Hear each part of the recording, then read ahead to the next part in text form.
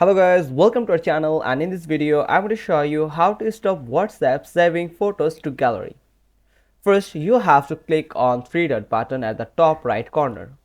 Then simply click on settings, and from here in the settings option you just need to tap on chats, and in this chats tab you will find media visibility. Simply turn this off.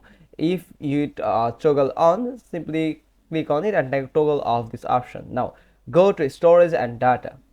Now from here you will find media auto download, and here you can set when using mobile data you can just uncheck all the four media to preventing download automatically. Also in Wi-Fi you just need to uncheck all these four media and click on OK to disable the permission to automatic download from the WhatsApp when you are connected to Wi-Fi.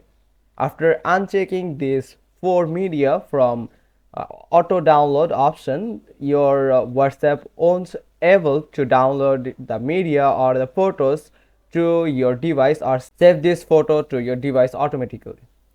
Hope you found this video helpful. If so, then give us a thumbs up. Don't forget to subscribe our channel, click on the bell icon, and we will get back to you soon with another informative video. Thanks for watching. Till next time.